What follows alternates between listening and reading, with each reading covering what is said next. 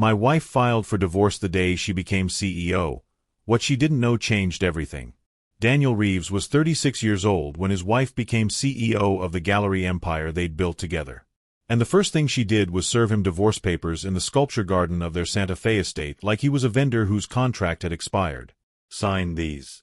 Victoria's voice cut through the evening air, smooth and detached, like she was reading terms and conditions. The same voice that used to murmur encouragement while he worked through the night on installations now sounded like she was dismissing a failed exhibition. My attorney says we can finalize everything in 90 days if you cooperate. Daniel looked down at the documents. His hands stayed steady even though his chest felt like it was caving in. 12 years of marriage distilled into asset schedules and custody arrangements. Beyond the adobe walls, the desert sun was turning the mountains gold, and he felt something crystallize inside him. Not heartbreak. Not anymore. Something colder. Sharper. More deliberate. 90 days, he repeated softly. His voice barely carried over the fountain's gentle splash. Don't make this ugly, Daniel. Victoria didn't look up from her phone. Her perfectly manicured nails, paid for with profits from the galleries they'd built together, tapped against the screen with precise, dismissive rhythm. You'll get what's reasonable. The guest house. A modest settlement. You should be grateful I'm being generous. Daniel felt the words land like stones in still water. Grateful. The woman he'd loved for 12 years was telling him to be grateful for scraps from the table they'd built together. But what Victoria didn't know, what she was about to discover in the most devastating way imaginable, was that Daniel wasn't the struggling artist she'd convinced herself he'd become. And in exactly 90 days, her entire empire would crumble in front of every collector, critic, and curator who mattered. The reckoning was coming. But it was still months away. For now, Daniel sat in their sculpture garden, watching the woman he'd loved treat their marriage like a gallery acquisition gone wrong. The hand-carved benches gleamed under the afternoon light. The silence between them felt dense enough to sculpt. Why now? Daniel finally asked. He set the papers on the stone table. His voice was calm, but his pulse hammered in his temples. Why wait until you became CEO? Victoria's eyes flicked up. Cold. Crystalline. Empty of anything that resembled the woman he'd married. Because I don't need you anymore. The words hung in the air like smoke. Brutal. Final. Irreversible. She continued, her tone matter-of-fact, as if explaining a curatorial decision to junior staff. Let's be honest, Daniel. You were useful when we were starting out. Your artistic vision got us through those early years. But Reeves' contemporary has evolved beyond that now. Beyond you. She paused, letting the knife twist. I'm running a $75 million gallery empire, and I need a partner who matches that caliber. Someone sophisticated. Someone who understands the world I operate in now. Daniel felt his stomach hollow out. He'd sensed something wrong for months. The late openings that turned into Victoria not coming home at all. The glacial distance that had settled between them like winter. The way she'd started looking at him with something resembling disdain. But hearing it articulated so plainly, so cruelly, felt like a blow he'd anticipated but couldn't brace for. Someone like Alessandro Marchetti?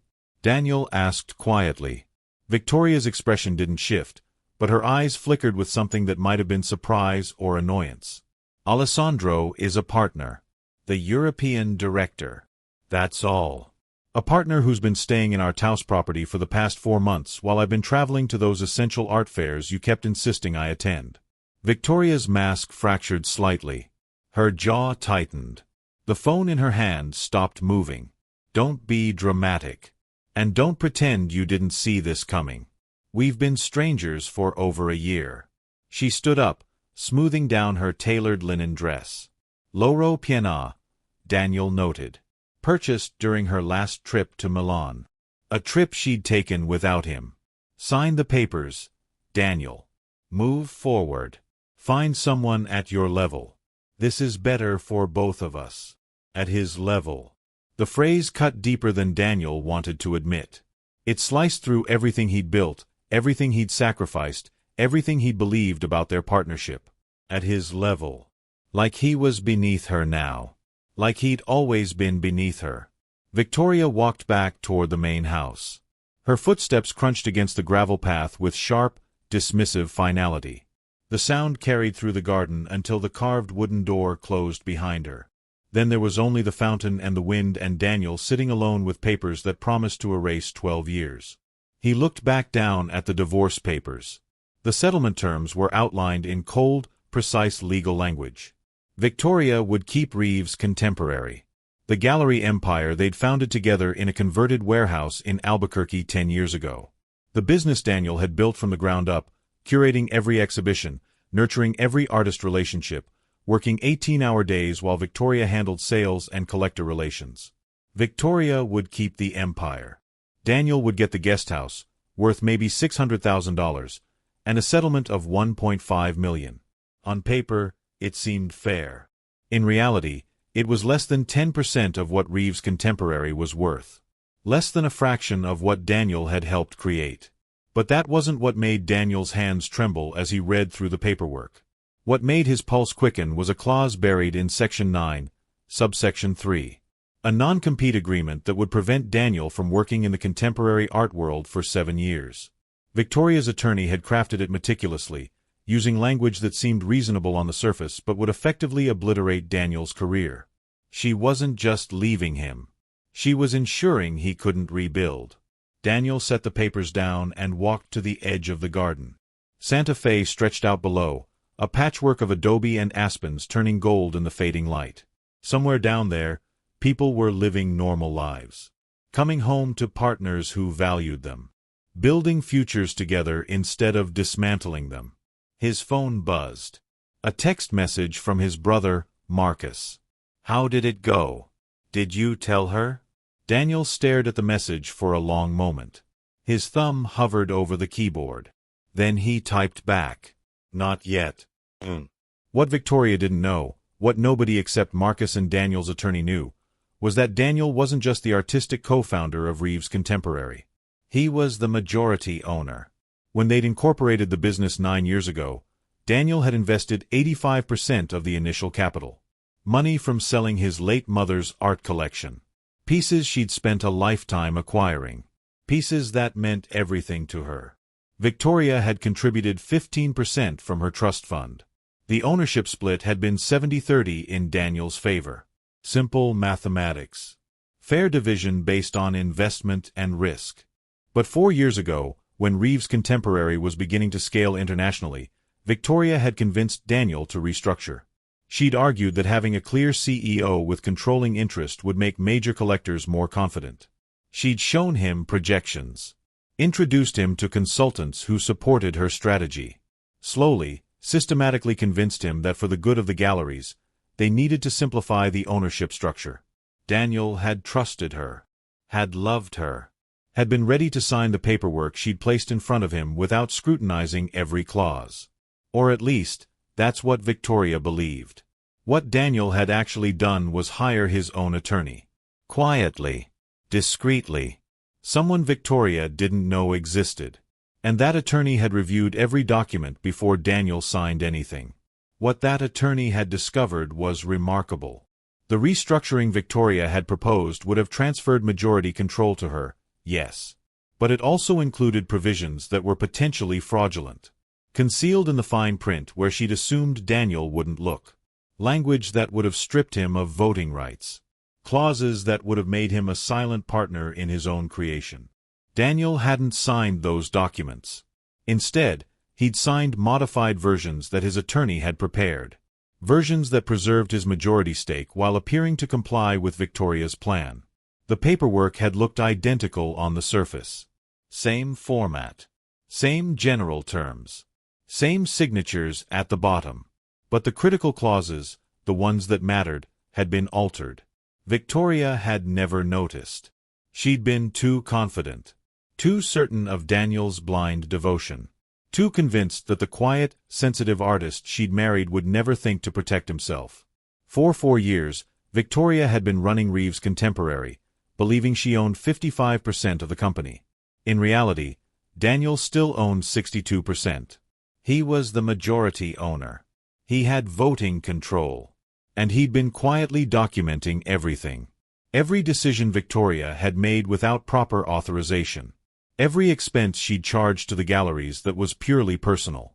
Every corner she'd cut that violated their operating agreement. Daniel had it all, organized in encrypted files that Victoria didn't even know existed. And now she wanted a divorce. Daniel's phone buzzed again. Another text from Marcus. Remember what Mom always said. Don't react in anger. Respond with art. Daniel smiled faintly, though it didn't touch his eyes. His mother had been a curator for 40 years before she passed. She'd taught Daniel early that the most powerful statement in any gallery wasn't the loudest piece. It was the one that made people stop and reconsider everything they thought they knew. Let them think they've seen the whole exhibition, she used to say. Then reveal the piece that reframes everything. Daniel had been preparing his revelation for 4 years now. It was almost time to unveil it. But not yet. Not until the moment was perfect. He looked back at the divorce papers on the table. Victoria wanted 90 days. Fine. He'd give her 90 days. He'd sign the papers. Play the role of the defeated husband accepting his fate. He'd let her and Alessandro Marchetti celebrate their victory. Let them make plans for the future they thought they were building together. And then, on day 91, he'd dismantle everything they'd constructed on lies. The next morning, Daniel found Victoria in the Home Office. Already on her second international call of the day. She barely glanced up when he entered. Just held up one finger in that universal gesture that meant wait, I'm important. Daniel waited. He'd become excellent at waiting. When Victoria finally ended the call, she swiveled her chair to face him. Her expression was impatient, dismissive, like he was interrupting something far more important than their dying marriage. What is it? I have a collector lunch in an hour. I'll sign the papers, Daniel said simply. Victoria's eyebrows lifted slightly. Just like that? Just like that? Daniel kept his voice neutral. Resigned, even. Let the defeat seep into every syllable. You're right. We've been finished for a while. No point prolonging this. Something flickered across Victoria's face. Relief, Daniel thought. Perhaps disappointment that he wasn't going to fight. Perhaps both. People were complicated, even cruel ones. That's very mature of you, Victoria said. Her tone softened fractionally, like she was surprised he was capable of reason. I know this isn't easy. I just have one request, Daniel continued. I'd like to remain involved with Reeves' contemporary until the divorce is finalized. Not in operations, he added quickly, seeing Victoria's expression harden. Just as artistic advisor. It would look better for both of us if there wasn't a sudden dramatic separation. The art world will talk. Victoria considered this. Her fingers drummed against the desk. Daniel could see her calculating angles, weighing optics against control. She was always calculating. Always 3 moves ahead, or so she thought. Fine, she finally said. You can keep your advisor title until the divorce is finalized. But you're not making any decisions. You're not attending board meetings. You're essentially ceremonial. Understood, Daniel said. Thank you. Victoria nodded, already turning back to her computer. The conversation was over. Daniel was dismissed. Like an employee. Like someone who'd never mattered at all. As he left the office, Daniel allowed himself a small smile. Victoria had just agreed to let him remain officially connected to the company for 3 more months. Which meant he had full legal standing to access all gallery records. Attend any meeting he chose. Exercise any rights that came with his position. She had no idea what she'd just handed him. That evening, Daniel had dinner with Marcus at a small bistro in the plaza. His brother was 3 years younger, an art fraud investigator who'd inherited their mother's sharp eye and sharper instincts. They sat by the window, watching tourists wander past in the fading light. So she actually bought it? Marcus asked, cutting into his steak. He kept his voice low even though the restaurant was nearly empty. She thinks you're just going to surrender? She thinks I'm weak, Daniel said. She's thought that for years. Maybe she always has. Marcus's expression softened. Daniel, you know that's not true. You built that empire from nothing. Every major artist relationship, every significant exhibition, that was you. And she built the business infrastructure. She's not wrong about that. Daniel took a sip of his wine, looking out the window at the adobe buildings glowing in the sunset.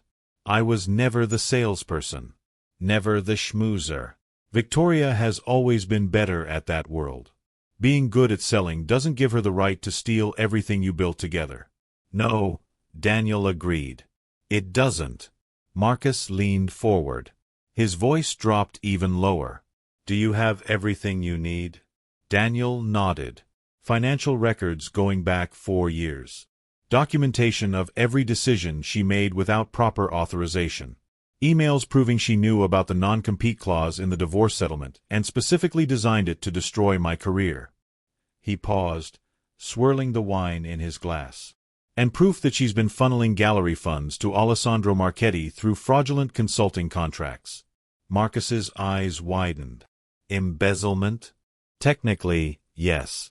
About $350,000 over 2 years. Alessandro's consulting firm doesn't actually provide any services.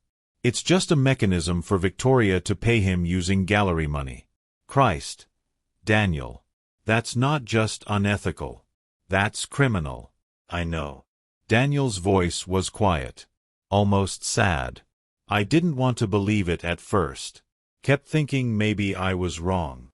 Maybe there was an explanation. But the evidence is conclusive. They sat in silence for a moment. The sun disappeared behind the mountains. Somewhere in the kitchen, plates clattered. A couple at the next table laughed about something. Normal life continuing while Daniel's world had fractured into before and after. What's your endgame here? Marcus finally asked. What do you actually want? Daniel had been asking himself that question for months. The truth was layered, complicated, wrapped in hurt and anger and something that still resembled love, even though he wished it didn't. Part of him still loved Victoria. Or at least loved who she used to be. The woman who'd believed in their vision when they were working out of that converted warehouse, surviving on grants and hope. The woman who'd stayed up with him during those endless installation nights, bringing him coffee and telling him his eye was extraordinary. But that woman was gone. Maybe she'd never truly existed. Maybe Daniel had just seen what he wanted to see. I want Reeves contemporary, Daniel said finally. I want full control of the galleries I built. I want Victoria and Alessandro gone. And I want everyone who watched her treat me like I was irrelevant to know the truth. Marcus studied his brother's face. The candlelight cast shadows across Daniel's features, making him look older, harder, like someone who'd been carved by pain into something new. Daniel, this is going to be brutal. Victoria won't go quietly. She'll fight. She'll make accusations. She'll try to destroy your reputation. Let her try. Daniel's voice was steady, cold, certain. I have the truth. I have the documentation. And I have something she doesn't. What's that? Daniel smiled, though his eyes remained cold. Patience. Over the next 3 weeks, Daniel played his role perfectly. He was the quiet, defeated husband accepting his fate with dignity. He attended a few Reeves contemporary events as requested, standing silently in corners, offering no opinions. He started moving his things from the main house to the guest house, relocating them slowly, methodically, one box at a time. Victoria and Alessandro grew bolder. Daniel would catch them exchanging glances across gallery openings. Little smiles that said they'd gotten away with something. Once he returned early from Albuquerque and heard them laughing in the Taos property. Alessandro's laugh deep and confident. Victoria's bright with the kind of joy she hadn't shown Daniel in years. It hurt. Daniel wouldn't pretend it didn't. But the hurt was fuel now, propelling him forward, sharpening his focus. His attorney, Rachel Kwan, had everything prepared. The paperwork was ready. The evidence was organized into folders with tabs and timelines and irrefutable proof. All they needed was the right moment. That moment came on a Friday evening in late September. Exactly 75 days after Victoria had handed Daniel the divorce papers. Reeves Contemporary was hosting its annual gala and board meeting. It was a significant event, held at their flagship Santa Fe gallery, with board members, major collectors, prominent artists, and various art world luminaries all in attendance. Victoria had spent months planning it, determined to make her first gala as CEO a triumph. Her coronation. Daniel received his invitation like everyone else. Victoria probably assumed he wouldn't attend, that he'd stay in the guest house and avoid the awkwardness. But Daniel had responded yes, and he showed up in his best suit, looking calm and composed, like a man who'd made peace with his circumstances. The gallery was transformed with dramatic lighting and tasteful Reeves Contemporary branding. A bar in the corner served expensive champagne. Servers circulated with canapes. Everyone who mattered in the southwestern art scene seemed to be there.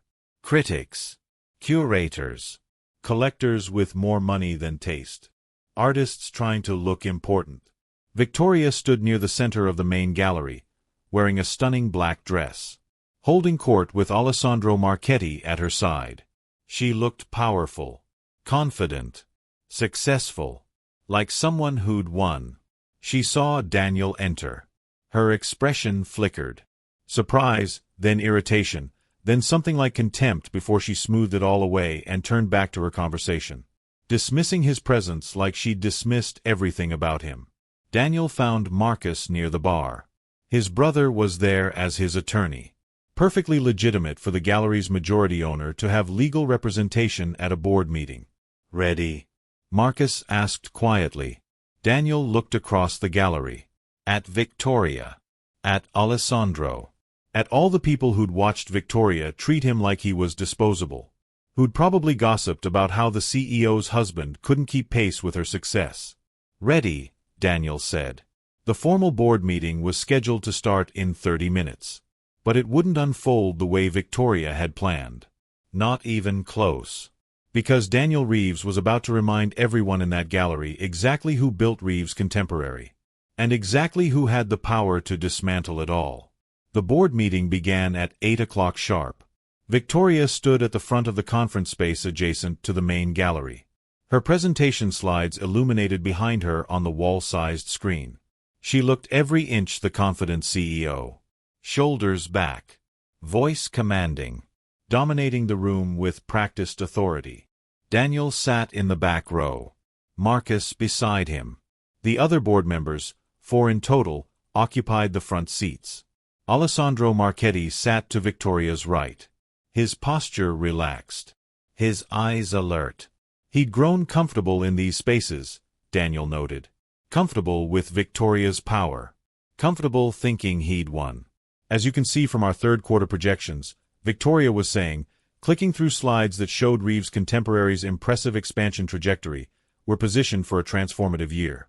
The collectors we've secured in the past quarter alone represent a 38% revenue increase. Murmurs of approval rippled through the room.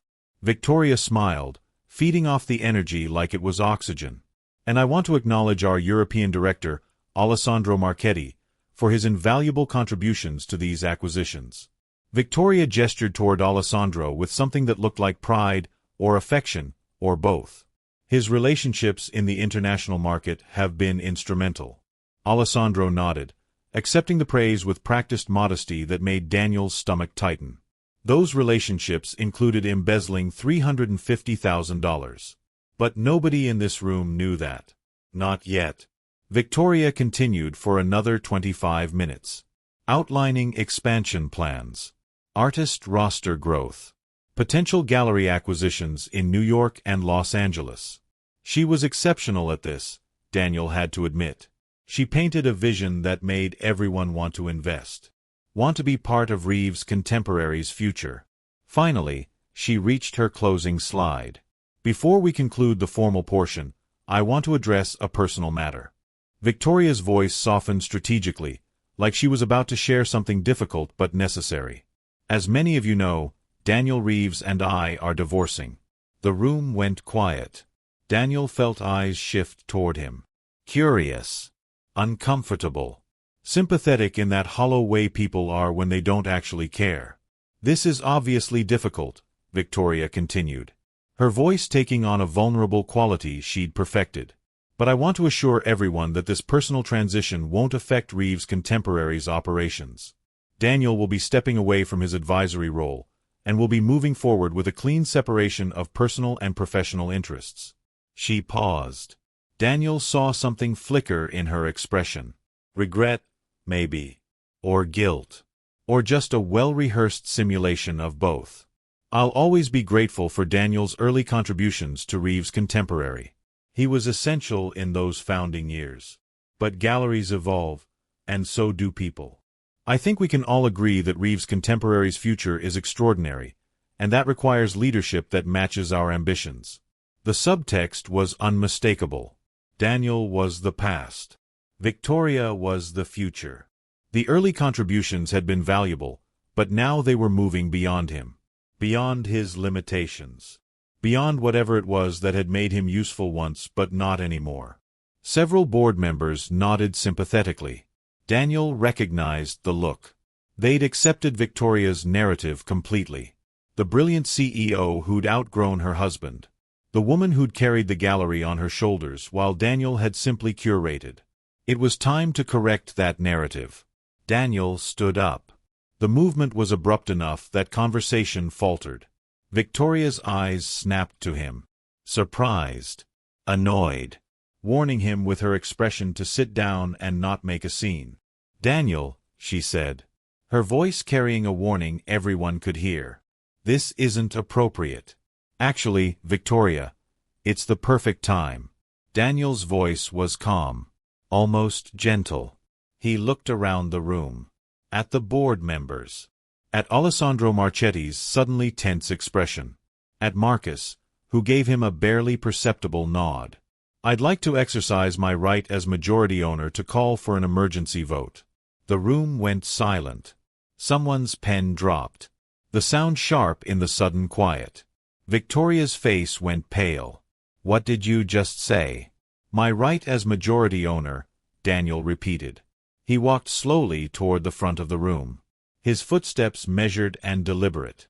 Each step echoing in the silence. I own 62% of Reeves' contemporary. I have voting control. And I'm calling for an immediate vote of no confidence in the current CEO. That's not possible. Victoria's voice had lost its confident smoothness. Now it sounded thin. Fragile. Like something about to shatter. I own 55%. We restructured 4 years ago. You signed. I signed documents, Daniel agreed. But not the ones you think I did. He nodded to Marcus, who stood and began distributing folders to each board member. The folders were substantial. Professionally bound. The Reeves Contemporary logo embossed on the front. What is this? Catherine Torres asked. She was one of the board members, a gallery owner from Los Angeles who'd always been fair to Daniel. Documentation, Daniel said simply. The first section contains the actual ownership structure of Reeves' contemporary. You'll see that I've been the majority owner all along. The restructuring Victoria believes occurred never actually went through. My attorney reviewed and modified the final documents before I signed them. Victoria signed what she thought was her version. I signed the corrected version. Both sets were filed, but mine were filed first and properly executed.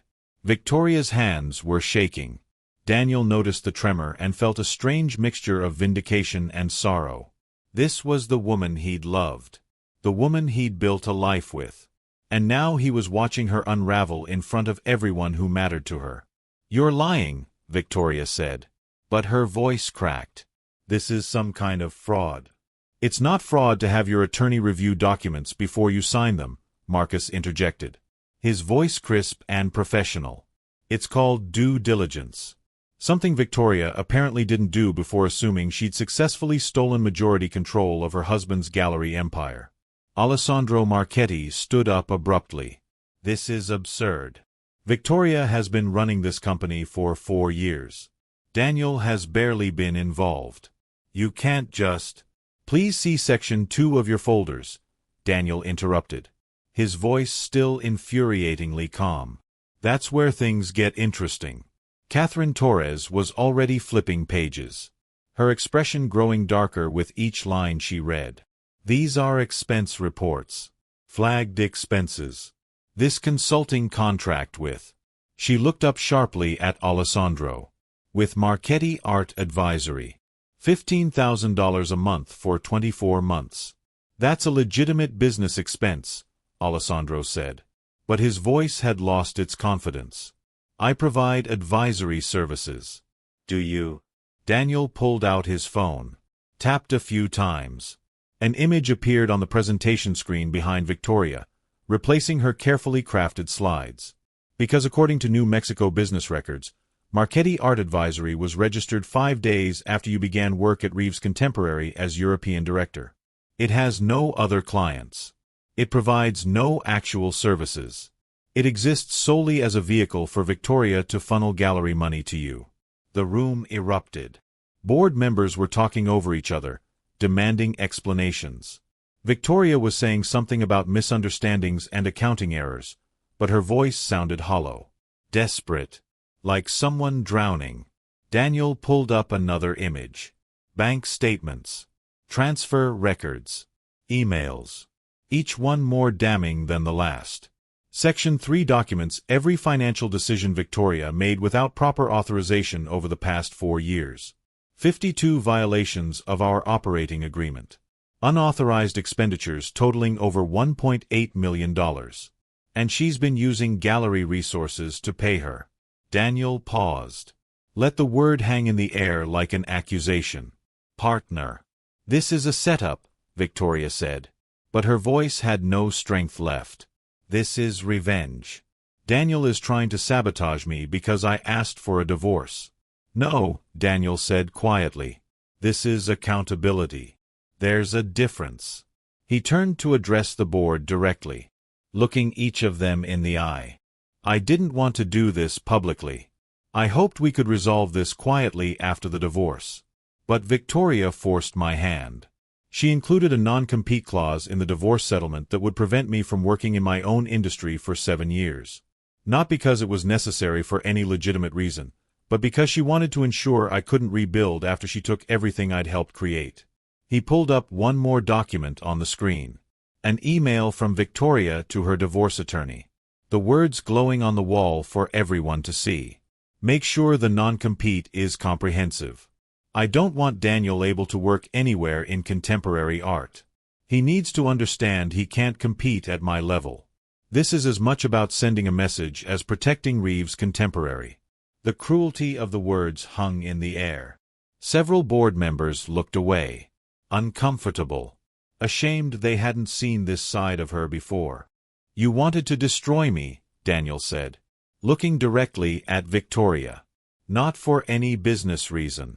Not to protect the galleries. Just because you could. Because you thought I was weak. Thought I would just accept whatever you decided to give me. Victoria's face was a mask of shock and fury. Disbelief and rage fighting for dominance. You had no right to access my private communications. This is... I had every right, Marcus interrupted.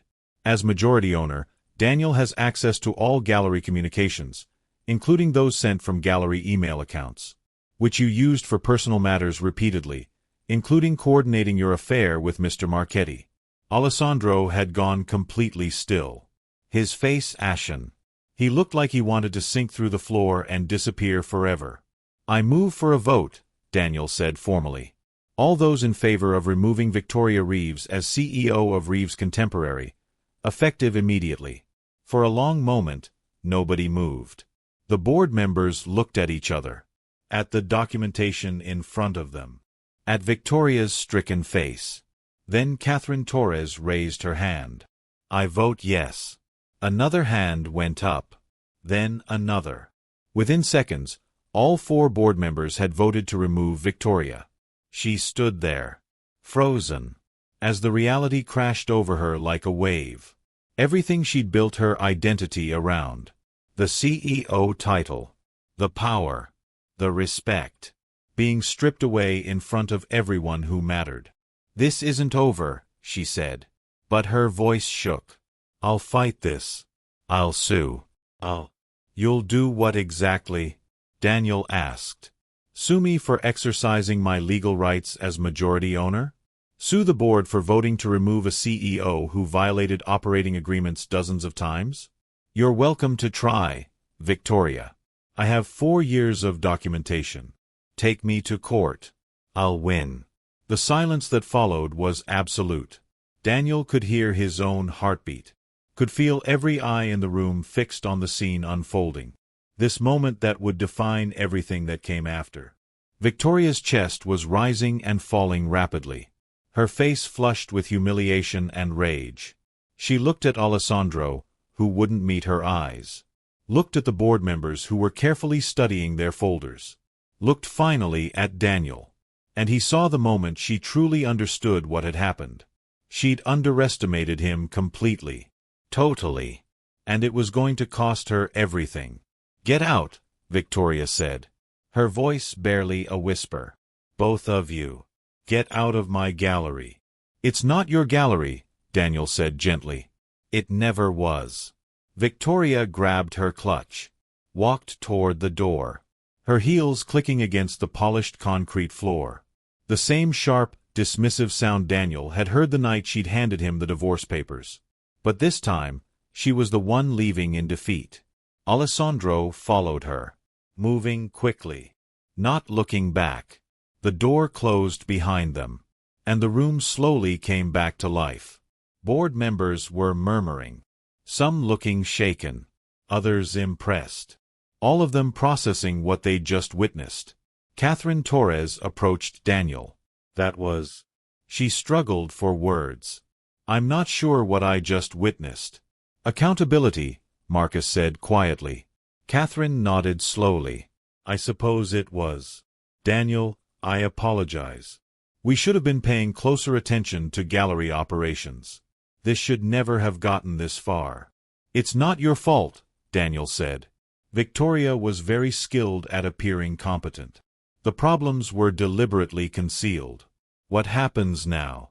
Another board member asked. Does the gallery have a CEO? Daniel looked around the room. These were people who'd built their careers on judging artistic vision, on understanding creative leadership. They just watched him dismantle Victoria's facade with patience and precision. They knew what came next. I'll assume the CEO role, Daniel said. Effective immediately. We'll need to do some damage control. Reassure artists who might have concerns. Conduct a complete financial audit. But Reeves' contemporary will survive this.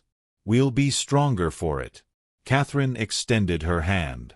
I think that's the right decision. They shook hands. And Daniel felt something settle in his chest. Relief, maybe. Or vindication. Or just the satisfaction of being seen accurately for the first time in years. The formal meeting adjourned. People began filing out toward the gala still happening in the main gallery. Marcus pulled Daniel aside. How do you feel? He asked. Daniel considered the question. Exhausted. Relieved. Angry. All of it simultaneously. That's reasonable, Marcus said. You did the right thing, Daniel. You know that, right? I know I did the legal thing, Daniel said. Whether it was the right thing, I guess time will tell. They walked back into the main gallery together. The gala was continuing, though word had clearly spread. People were clustered in small groups, whispering, casting curious glances at Daniel. Some looked sympathetic. Some looked impressed. A few looked wary, probably wondering what Daniel knew about their own dealings with the galleries. Daniel found a quiet corner, pulled out his phone. He had dozens of messages. News traveled fast in the art world. But one message caught his attention. It was from an unknown number. Beautifully executed, Mr. Reeves. If you ever need legal counsel for the inevitable lawsuit Victoria will file, call me. Thomas Ashford, Ashford and Klein. Daniel smiled slightly. The vultures were already circling, sensing blood in the water. Victoria would indeed sue. She'd fight this with everything she had. But Daniel had fought his battle already, in silence and shadows for 4 years. Whatever came next, he was prepared. He was about to put his phone away when it rang. Victoria's name flashed on the screen. Daniel hesitated, then answered. How long? Her voice was ragged, stripped of all its usual confidence. How long have you known about the ownership structure? 4 years. About me and Alessandro? About 2 years.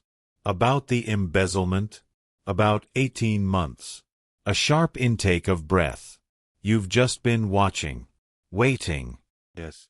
Why? The word came out almost as a sob. Why didn't you just confront me? Why did you have to destroy me in front of everyone? Daniel looked across the gallery. At all the people who'd watched Victoria treat him like he was irrelevant. Who'd seen her parade Alessandro around like a trophy. Who'd heard her casual cruelty and said nothing because she was powerful. Because you didn't just want to leave me, Daniel said quietly. You wanted to destroy me. The non-compete clause, Victoria. You wanted to make sure I couldn't rebuild. That I couldn't compete. You wanted me to know I'd lost everything while you won everything. So I let you think you had won. And then I showed you what losing actually looks like. Silence on the other end. Then, I loved you once. I know, Daniel said. I loved you too. But love doesn't excuse what you did. What happens now? Now you face the consequences. The board will likely recommend we file charges for the embezzlement. The divorce will proceed, but on very different terms. And you'll need to find a new career, because you'll never work in this industry again. Not after tonight. Another long silence. Then Victoria hung up without another word. Daniel stood there in the middle of the gala, holding his silent phone, feeling the weight of everything that had happened. He'd won. Decisively. Completely. So why did he still feel hollow? Marcus appeared at his elbow with 2 glasses of champagne. Drink, he commanded. Daniel took the glass and drank. The champagne was expensive. Probably something Victoria had selected for the gala. He wondered if she'd thought about this moment when she'd ordered it. Imagined herself celebrating her triumph as CEO while Daniel sat in the guest house alone. The universe had a sense of irony, apparently. Reporters are already calling, Marcus said. Art Forum got wind of something happening. How do you want to handle the press? Daniel thought about it. The old Daniel. The quiet, introverted Daniel who'd been content curating in the background. He would have hidden from the spotlight. Let someone else handle communications. But that Daniel had been taken advantage of. Had been betrayed. Had been assumed to be weak. The new Daniel knew better. I'll give a statement tomorrow, he said. Factual. Professional. We'll control the narrative. Marcus nodded approvingly. I'll help you draft it. They stood together, watching the gala continue around them. People were starting to approach Daniel now. Cautiously at first, then with increasing boldness. Collectors who wanted to assure him of their continued support. Artists who wanted to congratulate him. Even a few people who'd ignored him for years, suddenly finding him fascinating. Daniel handled each conversation with the same calm professionalism he'd shown in the board meeting. He answered questions, made reassuring statements about Reeves' contemporary's future, accepted congratulations with grace. But inside, part of him was still in that sculpture garden, watching Victoria hand him divorce papers with contempt in her eyes. Part of him was still the husband who'd been betrayed, the partner who'd been stolen from, the man who'd been told he wasn't enough.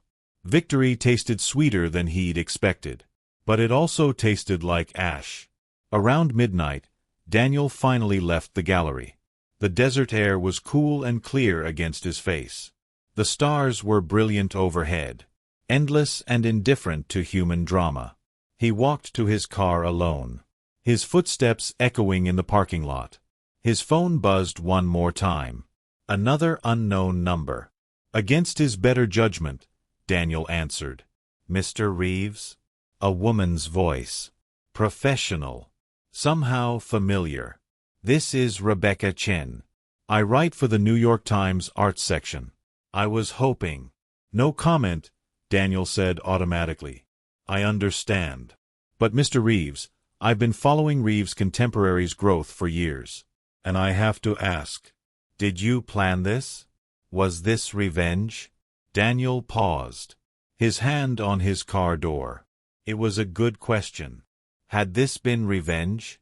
Or justice? Or just self-preservation taken to its logical conclusion? Miss Chen, he said finally, I didn't plan to be betrayed. I didn't plan to discover my wife was embezzling from the galleries we'd built. I didn't plan for any of this. But once I knew the truth, I had a choice. I could accept the role Victoria had written for me, the weak, disposable husband who'd served his purpose. Or I could stand up for myself. I chose the latter. So this wasn't revenge? No, Daniel said. It was consequences. Sometimes people confuse the two. He hung up before she could ask another question. Daniel drove home through empty streets, his mind replaying the evening's events on an endless loop. Every moment, every expression on Victoria's face as she realized what was happening. Every board member's vote. He'd won. But what had he actually won? Control of a gallery empire he'd have to rebuild. A reputation that would always include tonight's events. A divorce that would be even messier now. And loneliness. So much loneliness. Daniel pulled into the driveway of the guest house. The one that was supposed to be his consolation prize. Most of his things were already here. Boxes stacked in the studio, waiting to be unpacked. But as he sat in the dark car, engine cooling and ticking in the silence, Daniel realized something. He didn't want this guest house. Didn't want the life Victoria had tried to force him into. Didn't want to be defined by what he'd lost or what he'd won. He wanted to build something new. Something authentic. Tomorrow he'd start. He'd meet with the board. Begin the audit. Start the process of healing Reeves' Contemporary and transforming it into the gallery empire it should have been all along. But tonight, Daniel just sat in the darkness and let himself feel everything. The hurt. The anger. The vindication. The emptiness. He'd won the battle. Now came the harder part. Figuring out what came after victory. His phone buzzed one last time. A text from Marcus. Proud of you, brother.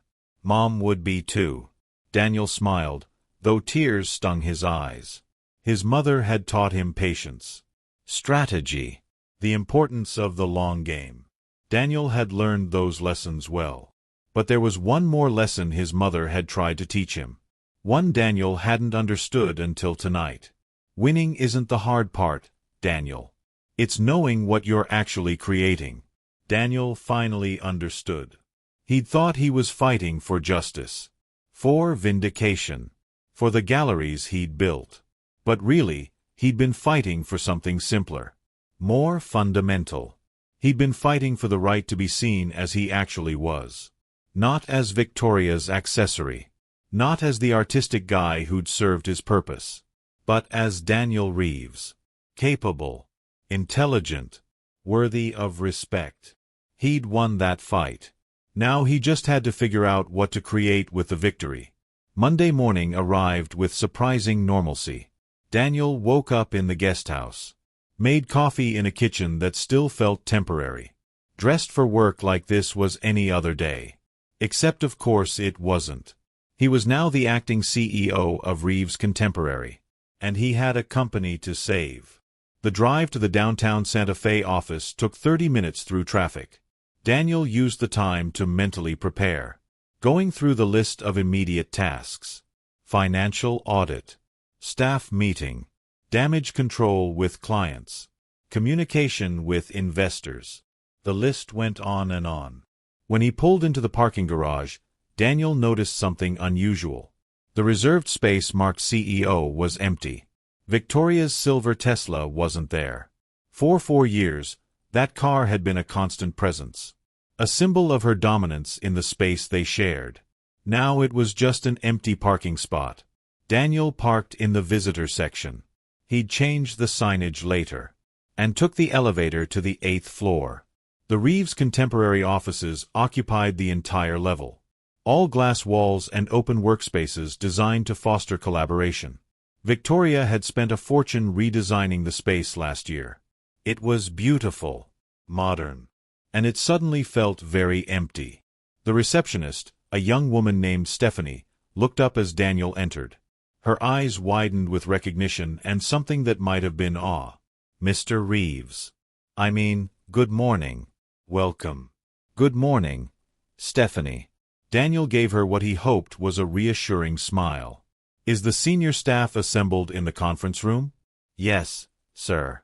They've been waiting since 8. Daniel checked his watch. 8:15. He'd deliberately arrived late. Let them wait just long enough to feel the weight of what was happening. The conference room fell silent when Daniel entered. 6 faces looked up at him. The heads of curatorial, sales, marketing, operations, human resources, and legal. These were the people who'd worked most closely with Victoria.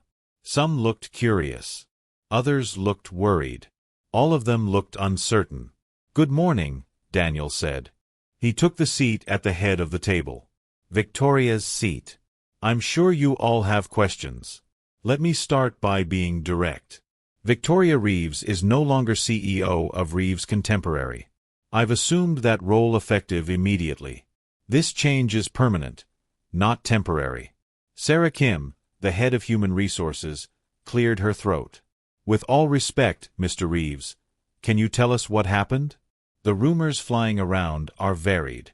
"I imagine they are."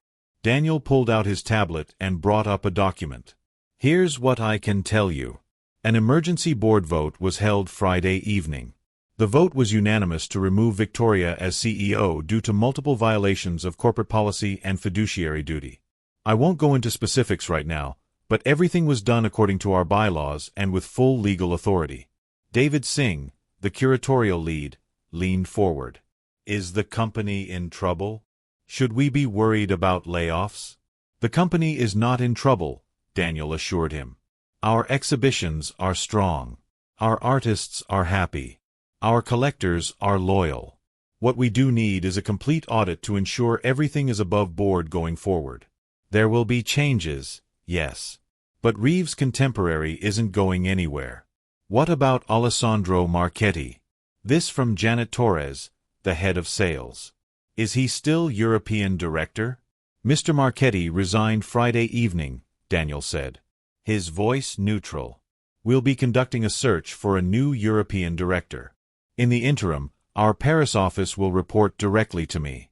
More questions followed, each one probing at different aspects of the situation. Daniel answered what he could, deflected what he couldn't, generally tried to project calm confidence. These people needed to believe Reeves Contemporary had a future, and Daniel needed to be the one to convince them. The meeting lasted an hour. By the end, the senior staff looked somewhat reassured, though still uncertain about what the transition would mean for their departments. As everyone filed out, Janet Torres hung back. She was in her 50s, a veteran of the art world who joined Reeves Contemporary 2 years ago. She closed the conference room door. "Can I speak honestly?" Janet asked. "Please. A lot of us saw what Victoria was doing to you. The way she treated you at gallery events. The dismissive comments. The way she'd roll her eyes when you tried to contribute to discussions." Janet's expression was serious. "Sad, even. Some of us thought it was wrong. But nobody said anything because, well, she was the CEO." Daniel felt something twist in his chest. They'd known. They'd seen. And they'd said nothing. "I don't blame anyone for staying quiet," Daniel said, though he wasn't entirely sure that was true. "People need their jobs." "Maybe," Janet said. "But I want you to know. I'm glad you're in charge now." Victoria was brilliant at sales. I won't take that from her. But she'd become ruthless. Started treating people as disposable. The culture here was getting toxic. She paused. Met Daniel's eyes directly.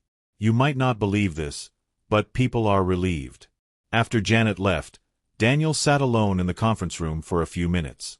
He'd been so focused on Victoria's betrayal of him personally that he hadn't fully considered how her behavior had affected the entire company. How many other people had she treated poorly? How many employees had felt the same casual cruelty Daniel had experienced? His phone rang. An unknown number again. But Daniel was getting used to that. Daniel Reeves. Mr. Reeves, this is Diane Pasternak from the Washington State Attorney General's office. Daniel's stomach dropped. We've received information regarding possible financial irregularities at Reeves Contemporary. Specifically allegations of embezzlement and misuse of corporate funds. I'm calling to request your cooperation with an investigation. So it had begun. Someone, probably one of the board members, had filed a formal complaint. The legal machinery was grinding into motion. I'm happy to cooperate fully, Daniel said. In fact, I've been compiling evidence for the past year. I can provide you with complete documentation. There was a pause. You've been investigating internally?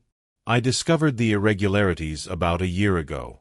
I documented everything while deciding how to proceed. I see. Diane Pasternak's voice had shifted from official to interested. Mr. Reeves, would you be available to meet this week? I think we should discuss this in detail. They scheduled a meeting for Wednesday afternoon. After hanging up, Daniel sat back in his chair and rubbed his eyes. Victoria wasn't just losing her job. She was potentially facing criminal charges. Part of him felt vindicated. But another part, the part that had loved her for 12 years, just felt sad.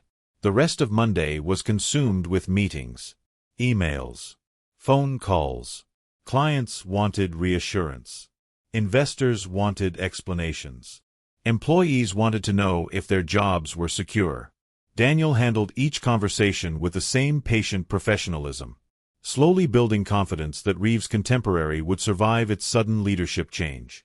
By 5 o'clock, Daniel was exhausted. He was preparing to leave when Stephanie called from reception. Mr. Reeves, there's someone here to see you. She doesn't have an appointment, but she says it's urgent.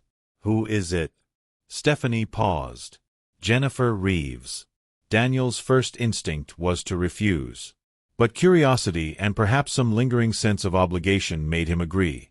Send her to my office. He waited, standing by the window that looked out over Santa Fe's downtown. The city stretched below, lights beginning to flicker on as evening approached. In the reflection, Daniel saw the office door open behind him. Victoria looked terrible. Her hair was pulled back in a messy ponytail. Her face bare of makeup, her eyes red-rimmed and swollen. She wore jeans and a simple sweater. Clothing Daniel recognized from years ago, before the designer suits and expensive accessories. She looked, Daniel thought, like the woman he'd married. Young and vulnerable and human. Thank you for seeing me, Victoria said quietly. Her voice was hoarse, like she'd been crying. You said it was urgent. I've been getting calls from attorneys. The Attorney General's office. The IRS. Daniel, they're saying I could face criminal charges. That I could go to prison. Daniel turned to face her fully. Is that why you're here? To ask me to make this go away? Can you? Hope flared in Victoria's eyes. Desperate and pathetic. No, Daniel said. I didn't file the complaints. The board did. Or possibly one of the investors. I don't control what happens next. That's up to the legal system. Victoria's face crumpled. She sank into one of the office chairs, her hands covering her face. My whole life is destroyed. My career. My reputation. Everything. All because of one mistake. One mistake. Daniel's voice hardened. Victoria, you embezzled $350,000. You violated corporate policy dozens of times. You put the entire company at risk. That's not one mistake. That's a pattern of behavior. I know. Victoria whispered. I know. But Daniel, we built this company together. Doesn't that count for something? Can't you find it in yourself to help me? Daniel studied her. There was genuine remorse in her expression. real fear in her eyes. But there was also manipulation. The tears timed perfectly. The trembling voice. The appeal to their shared history. She'd always been good at selling. "I'm not going to lie for you," Daniel said. "I'm not going to hide evidence or downplay what happened. You made choices, Victoria. Now you live with the consequences. Even if it means I go to prison." Even then. Victoria looked up at him. And for a moment, Daniel saw real hatred flash across her face. Then it was gone. Replaced by resignation. "I never meant to hurt you," she said. "I know you don't believe that, but it's true. Somewhere along the way, I stopped seeing you as a partner. Started seeing you as an obstacle. And once I started thinking that way, it became easy to justify everything else. Why are you telling me this? Because you deserve to know. And because I need you to understand that I didn't start out wanting to destroy you. I just got lost somewhere. Got caught up in power and success. And forgot what actually mattered." She stood up, wiping her eyes. "For what it's worth, I'm sorry. I know that doesn't fix anything, but I am." After she left, Daniel stood alone in his office for a long time. The sky outside had darkened fully. The city lights glittered like scattered diamonds. Victoria's apology had felt genuine. But did that change anything? Did remorse excuse betrayal? Did understanding someone's motivations mean forgiving their actions? Daniel didn't know. He was too tired to know. The next few weeks blurred together in a haze of work. Daniel threw himself into rebuilding Reeves' Contemporary. Meeting with every department. Reviewing every process. Slowly reshaping the company into something that reflected his values instead of Victoria's. The media attention was intense at first. Art blogs ran stories about the dramatic boardroom confrontation. Business publications analyzed the legal implications. A few sympathetic pieces appeared defending Victoria, painting Daniel as a vindictive ex-husband. More pieces praised his patience and strategic thinking. Daniel ignored most of it. He'd said what he needed to say in one carefully crafted statement. Everything else was noise. The Attorney General's investigation moved forward. Daniel met with Diane Pasternak twice, providing detailed documentation of every financial irregularity he'd discovered. The evidence was damning. Victoria would likely face charges. Alessandro Marchetti had vanished entirely. His LinkedIn profile disappeared. His phone went straight to voicemail. According to Marcus's sources, he'd moved to Portland and was working at a small gallery under a different name. Victoria, to her credit, didn't run. She hired a criminal defense attorney and prepared to face whatever consequences were coming. A month after the board meeting, Daniel sat in his new apartment. He'd sold the guest house and bought something smaller, simpler. A place that was entirely his. No memories of Victoria. No ghosts of what they'd been. He was reviewing the company's quarterly report. Reeves' Contemporary had actually grown during the transition. Clients appreciated the transparency. Employees responded to the improved culture. The numbers were strong. His phone rang. Not an unknown number this time. He recognized it as Marcus's. "Hey," he answered. "Are you sitting down?" Marcus asked. "Should I be?" Victoria took a plea deal.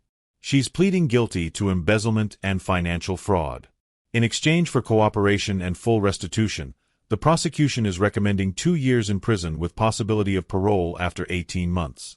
Daniel processed this. "When?" "Sentencing is next month. She wanted me to tell you that she won't fight the divorce anymore. She's agreeing to all your terms. She'll sign whatever you want." Daniel was quiet for a moment. "Does she need money?" Marcus sighed. "Daniel, does she? Her legal fees have cleaned her out. She's broke. Her parents are helping, but they're retired and don't have much to spare." Daniel thought about the young woman he'd married. The one who'd believed in their dream. Who'd stayed up late helping him install exhibitions, even though she didn't understand art theory. Who'd held his hand at his mother's funeral and promised they'd build something beautiful together. That woman and this woman were the same person. Somehow. Tell her I'll pay for a good defense attorney, Daniel said. Not to get the charges dropped, but to make sure she gets fair representation. Jeffrey, you don't have to. I know I don't have to. But she was right about one thing. We did build this together. In the beginning. Before everything went wrong. I can't forget that just because I'm angry. 3 weeks later, Daniel sat in a courthouse, watching Victoria stand before a judge. She looked small in her conservative suit. Her hair pulled back. Her face carefully neutral. The judge reviewed the plea agreement. Asked Victoria if she understood the terms. Confirmed she was entering the plea voluntarily. Victoria answered each question in a quiet, steady voice. Miss Reeves, the judge said finally, do you have anything you'd like to say before I pronounce sentence? Victoria looked down at her hands. Then she looked up, and her eyes found Daniel in the gallery. I'd like to apologize, she said, to the people I hurt, to the company I damaged, and especially to my husband, my ex-husband, who I betrayed in the worst ways possible. I don't expect forgiveness. I just want you all to know that I understand what I did was wrong, deeply wrong, and I'll spend the rest of my life trying to be better than I was. The judge nodded. Miss Reeves, I hereby sentence you to 24 months in a federal correctional facility with eligibility for parole after 18 months served. You're also ordered to pay full restitution to Reeves' contemporary and will be barred from serving as an officer or director of any publicly traded company for 10 years. The gavel came down. Victoria closed her eyes briefly, then opened them and nodded. She'd known this was coming, had prepared for it. As the bailiffs led her away, Victoria looked back one more time at Daniel. She didn't smile, didn't cry, just looked at him with an expression that might have been gratitude or might have been goodbye. Then she was gone. Daniel left the courthouse and found Marcus waiting outside. The New Mexico sun was bright and hot. The sky impossibly blue. How do you feel? Marcus asked. It was becoming Daniel's least favorite question. But he tried to answer honestly. I feel like something ended. Finally. Completely. That's probably healthy. They walked to a nearby coffee shop. Ordered expensive lattes neither of them would finish. Sat by the window watching people hurry past on the sidewalk. What happens now? Marcus asked. Daniel thought about Reeves' contemporary. About the company he was building into something good and sustainable. About the team that was starting to trust him. About the future that suddenly seemed wide open instead of predetermined. Now I figure out who I am when I'm not defined by her, Daniel said. When I'm not the betrayed husband or the vindicated winner or the patient strategist. Just Daniel. Building something worth building. Sounds lonely. Maybe for a while. Daniel smiled slightly. But I've been lonely before. At least this time I'm choosing it. 6 months later, Reeves' contemporary announced record attendance. Daniel had restructured the galleries around artistic integrity rather than rapid expansion. Artist satisfaction was at an all-time high. 5 major collectors had committed to long-term partnerships. Daniel was sitting in his office. Victoria's old office. Reviewing the numbers when his assistant buzzed. Mr. Reeves, there's a call from the New Mexico Corrections Center for Women. Someone named Victoria Reeves is asking to speak with you. Daniel had been expecting this call, though he wasn't sure why. Put it through. The line clicked. Then Victoria's voice, sounding strange and distant. Daniel. Hi, Victoria. I wasn't sure you'd take the call. I almost didn't. A pause. In the background, Daniel could hear other voices. The ambient noise of a prison common area. I wanted to tell you something. I've been thinking a lot in here about choices and consequences and who I became. And I realized something. She paused. You showed me mercy I didn't deserve. What do you mean? The attorney you paid for. The fact that you didn't testify against me even though you could have. The settlement terms you agreed to that left me with something to rebuild with when I get out. You could have destroyed me completely, Daniel. But you didn't. Daniel looked out his window at the Santa Fe Mountains, golden in the afternoon light. I didn't do it for you, Victoria. I did it because I needed to be able to live with myself. Revenge feels good in the moment, but it doesn't heal anything. Phil. Thank you. They talked for a few more minutes about nothing important. The weather. How Reeves' contemporary was doing. Whether Daniel was seeing anyone. He wasn't. But not for lack of interested parties. Then the automated system announced their time was up. Take care of yourself, Daniel, Victoria said. You too, Victoria. The line went dead. Daniel sat there for a while, thinking about the long, strange journey that had brought him here. From that night in the sculpture garden when Victoria had handed him divorce papers, through the board meeting confrontation, to this moment of unexpected closure. He'd won. He'd gotten everything he'd fought for. Control of his galleries. Vindication of his worth. Justice for the wrongs done to him. But victory, Daniel had learned, was more complicated than he'd expected. It wasn't pure triumph. It was mixed with loss and sadness and the recognition that winning sometimes meant everyone lost something. His mother had been right. Winning wasn't the hard part. Knowing what you were actually creating. That was the challenge. And now, finally, Daniel knew. He'd been fighting for the right to be seen as he truly was. For the freedom to build a life on his own terms. For the peace that came from standing up for yourself without becoming the person who hurt you. He'd won those fights. And the victory, complicated and bittersweet as it was, felt real. Daniel turned back to his computer and opened a new document. He started typing. Outlining plans for Reeves' Contemporary's next phase. Expansion into emerging artist programs. Investment in community education. Partnerships that aligned with his values. He was building something now. Not just a gallery empire, but a legacy. Not defined by Victoria or what she'd done to him, but by his own choices. His own vision. His own understanding of what success actually meant. And for the first time in years, Daniel felt something he'd almost forgotten. Hope. Not hope that everything would be perfect. Not hope that there wouldn't be more challenges ahead. But hope that he was finally on a path that was authentically his own. That was enough. That was everything. 3 months after Victoria's sentencing, Daniel received an unexpected email. It was from a young artist named Maya Cortez. She was based in Albuquerque, working in mixed media installations that explored themes of identity and displacement.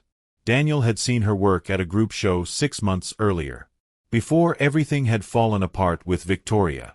He'd been impressed then. Now, reading through her proposal for a solo exhibition, he was captivated. This was exactly the kind of work Reeves' Contemporary should be championing. Raw. Honest. Uncompromising in its vision. Daniel called her that afternoon. Miss Cortez, this is Daniel Reeves from Reeves' Contemporary. I wanted to talk to you about your exhibition proposal. There was a pause. Then a young woman's voice. Cautious but excited. Mr. Reeves. I wasn't sure you'd even read it.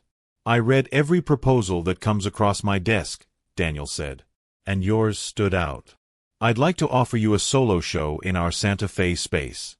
Opening in the spring. Another pause. Longer this time. Are you serious? Completely serious.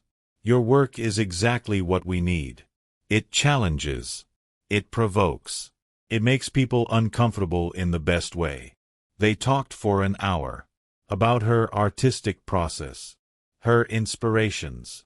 What she wanted to say with her work. Daniel found himself energized in a way he hadn't been in years. This was why he'd gotten into the art world in the first place. Not the money. Not the prestige. But the opportunity to elevate voices that deserved to be heard. After hanging up, Daniel sat back in his chair, smiling for the first time in what felt like weeks. Marcus dropped by the office that evening. Found Daniel still at his desk, working on exhibition plans. You look happy, Marcus observed. I am, Daniel said. I just signed a brilliant young artist to her first solo show. This is what it's supposed to feel like. Building something meaningful instead of just building something big. Marcus settled into one of the chairs across from Daniel's desk. Can I ask you something? Sure. Do you regret it? Any of it? The way you handled Victoria. Daniel was quiet for a moment, considering the question seriously. I regret that it had to happen at all, he finally said. I regret that the woman I married became someone capable of that level of betrayal. I regret that I didn't see the signs earlier. But do I regret standing up for myself? Do I regret refusing to be destroyed? No. I don't regret that. Good, Marcus said. Because you shouldn't. You did what you had to do. I just wish it hadn't cost so much, Daniel said quietly. It always costs something, Marcus replied. The question is whether what you gain is worth what you lose. And I think you gained yourself back. That seems worth the cost.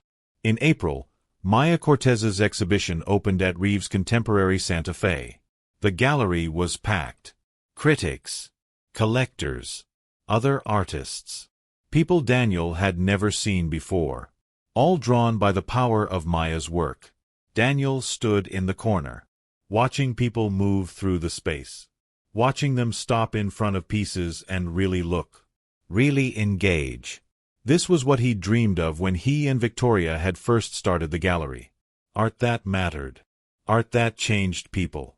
Maya found him near the end of the evening. Her eyes were shining. I can't believe this is real, she said. Thank you for believing in me. Thank you for doing the work, Daniel replied. This is all you. But you gave me the platform. That's what we're here for, Daniel said. To give platforms to artists who deserve them. After the opening, Daniel drove home through the dark streets. Spring was arriving in Santa Fe. The air smelled like sage and possibility. His phone buzzed. A text from Catherine Torres, the board member who'd been the first to vote against Victoria. Beautiful exhibition tonight. This is the Reeves Contemporary I remember. Thank you for bringing it back. Daniel smiled. Typed a quick reply. Then put his phone away. He was building something new from the ashes of what had been destroyed. And maybe that was the lesson in all of this. That sometimes things had to burn down completely before something better could grow. 2 weeks later, Daniel received a letter. Not an email. An actual handwritten letter on prison stationery. He recognized Victoria's handwriting on the envelope. For a long moment, he just looked at it, debating whether to open it or throw it away. Finally, curiosity won. He opened the letter. Dear Daniel, I'm writing this because my therapist here says I need to take accountability without expecting anything in return. So this isn't me asking for forgiveness or trying to manipulate you. This is just me trying to be honest. I've had a lot of time to think in here. About who I became and how I got there. About the choices I made and the person I hurt most. You were right about everything. I did want to destroy you. Not because you deserved it, but because seeing you made me feel guilty. You represented everything I'd sacrificed for success. Integrity. Authenticity. The parts of myself I'd sold off piece by piece. So I convinced myself you were the problem. That you were weak. That you were holding me back. It was easier than admitting I'd become someone I didn't recognize. I know now that the person I was trying to destroy was actually myself. You just got caught in the crossfire. I heard about Maya Cortez's exhibition. One of the guards here showed me the review in the Times. It sounds like exactly the kind of show we used to dream about when we were starting out. Before I forgot what we were building and why. I'm glad you're doing that again. I'm glad you remembered. I don't expect you to write back. I don't expect anything from you except what you've already given me.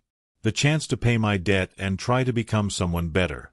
But I wanted you to know that I see now what I couldn't see then. You were never the weak one. I was. Take care of yourself, Daniel. Victoria. Daniel read the letter twice. Then folded it carefully and put it in his desk drawer. He didn't know if Victoria's words were genuine or just another manipulation. Maybe she didn't know either. Maybe that was the tragedy.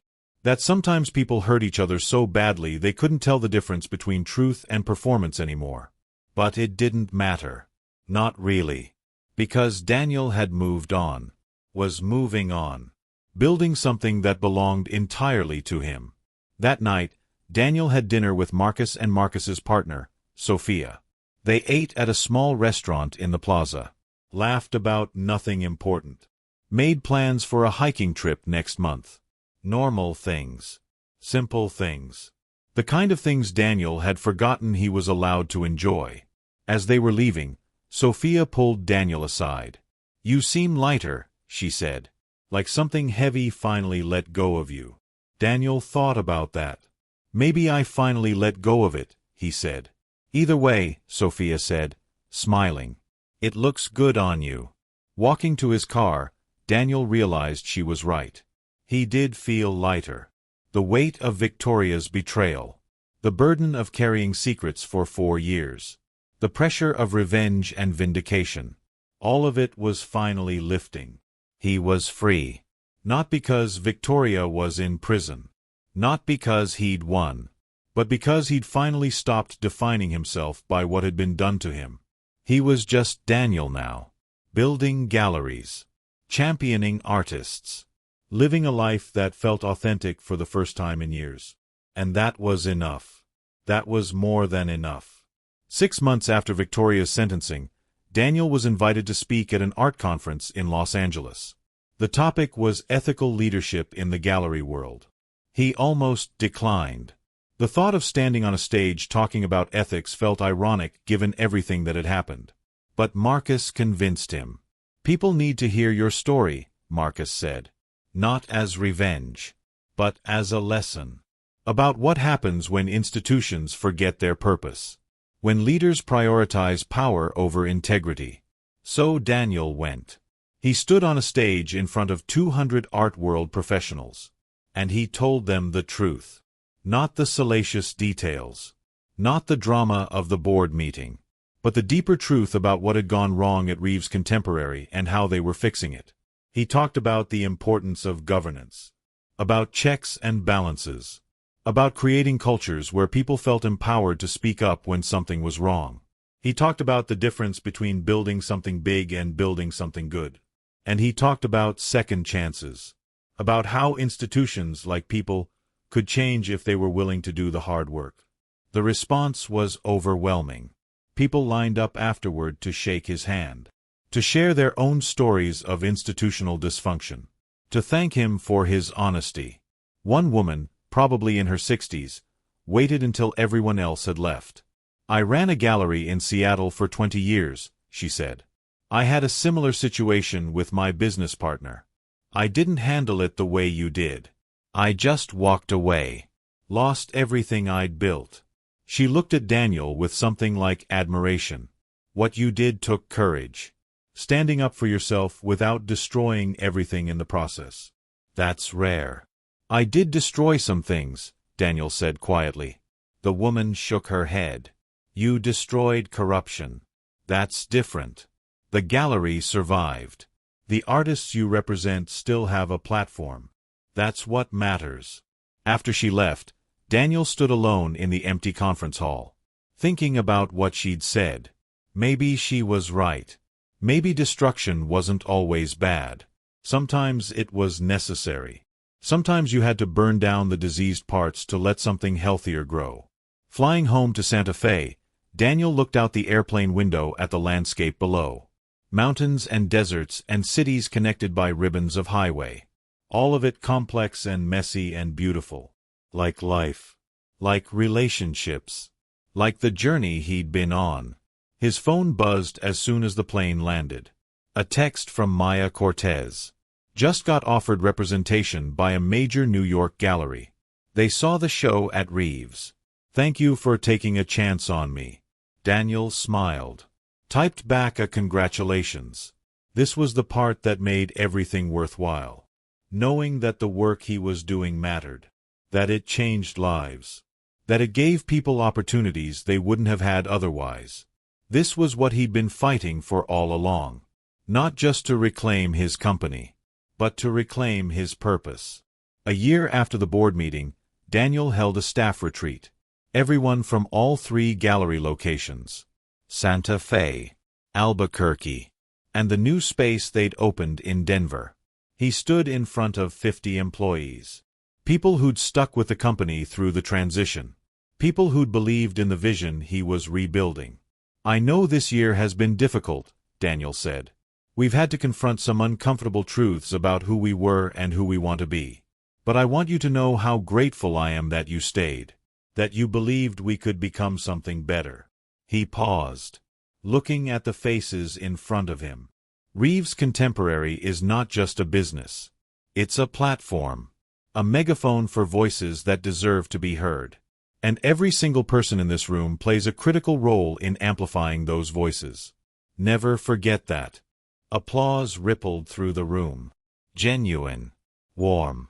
These were people who believed in what they were building.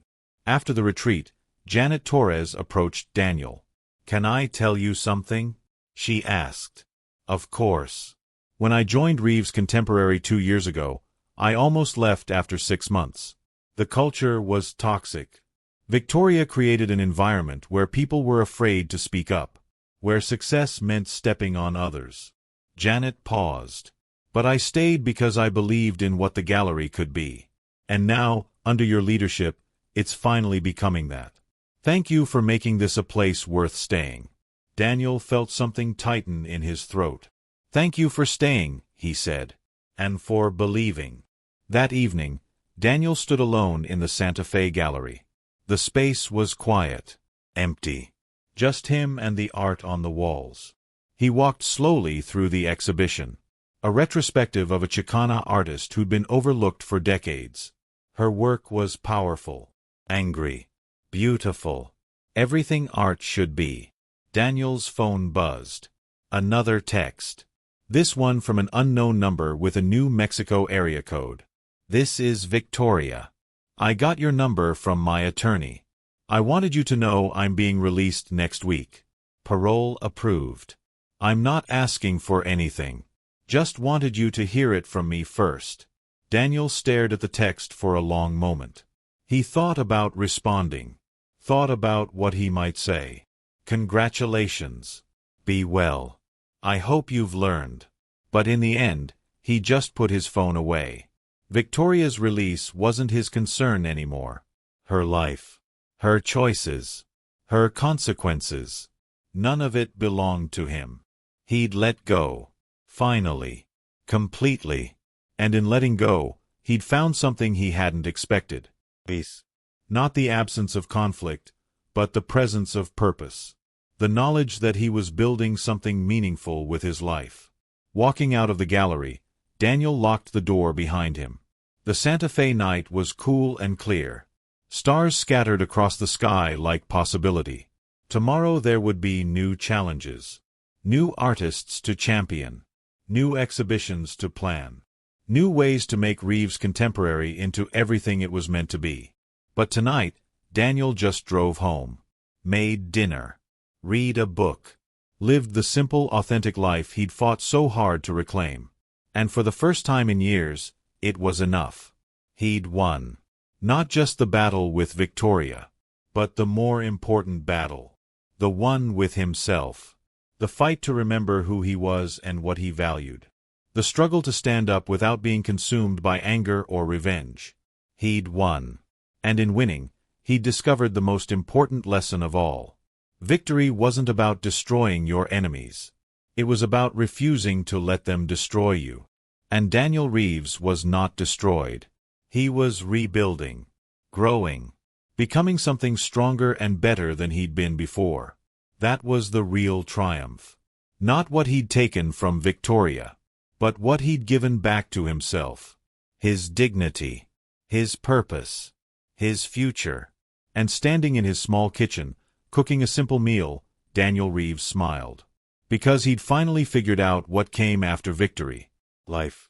Just life. And it was beautiful. If you enjoyed this story, like this video and leave a comment telling me what you thought.